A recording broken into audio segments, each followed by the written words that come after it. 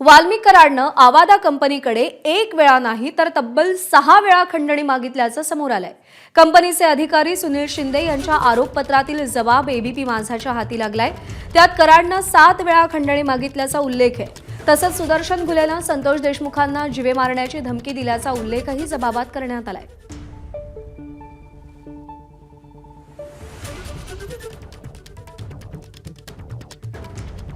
गोविंद शेळके आपले प्रतिनिधी आपल्याला अधिक अपडेट देतील। गोविंद, या जबाबातून कोणकोणत्या धक्कादायक गोष्टी समोर आल्यात आणि महत्त्वाचा मुद्दा म्हणजे 7 वेळा खंडणी मागेपर्यंत जिल्हा प्रशासन नेमकं काय करत होतं, पोलीस प्रशासन नेमकं काय करत होतं?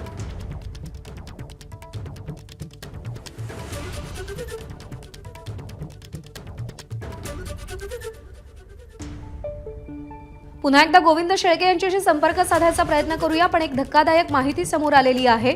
वाल्मिक कराडनं आवादा कंपनीकडे केवळ एकदा नाही तर 7 वेळा खंडणी मागितल्याचं समोर आलेलं आहे। या खंडणी प्रकरणाचेच धागेदोरे पुढे जात संतोष देशमुख यांची हत्या करण्यात आलेली होती।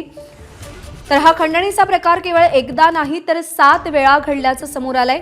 कंपनीचे अधिकारी सुनील शिंदे यांचा जबाब नोंदवण्यात आला। आरोपपत्रामध्ये हा जबाब आहे आणि तो एबीपी माझाच्या हाती लागलाय।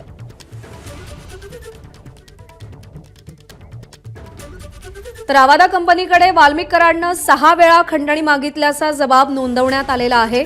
अत्यंत धक्कादायक माहिती समोर आली आहे। केवळ एकदा नाही तर 6 वेळा ही खंडणी मागितली गेली आहे। गोविंद शेळके आपल्याला अधिक अपडेट देतील। गोविंद, काय धक्कादायक खुलासे या आरोपपत्रातून, या जबाबातून समोर आलेत आणि 6 वेळा खंडणी मागेपर्यंत पोलीस प्रशासन काय करत होतं? तर हा फार संशोधनाचा विषय आहे की आपल्याला असं वाटत होतं की 29 तारखेला जे रेकॉर्डवरती आहे आवादा कंपनीच्या प्रकल्प अधिकाऱ्याला खंडणी मागितल्याचं, तर तसं नाही आहे। ऑलरेडी यापूर्वी म्हणजे 6 वेळा तब्बल, म्हणजे पहिली खंडणी तर कधी मागितली होती वाल्मिक कराडने, तर ती 28/8/2024 रोजी मागितली होती। ज्यावेळी फोनवरून सुनील शिंदे यांना फोन केल्यानंतर तुम्ही परळीत येऊन भेटा नाहीतर काम बंद करा असं वाल्मिक कराड म्हणाला होता। दुसऱ्यांदा 11/9ला ही खंडणी मागितली होती आणि या खंडणीमध्ये सुद्धा अशीच चर्चा झाली होती आणि आपण बघतोय की 11/9ला ह्या ज्यावेळेस बोलणं झालं होतं त्यावेळेस बीड जिल्ह्यात तुमचे कुठेही काम चालू देणार नाही असं वाल्मिक कराड म्हणाला होता।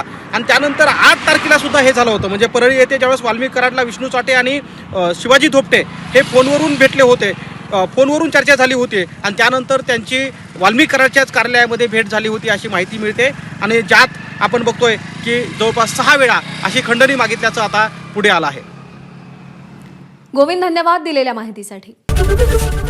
एबीपी माझा, उघडा डोळे बघा नीट।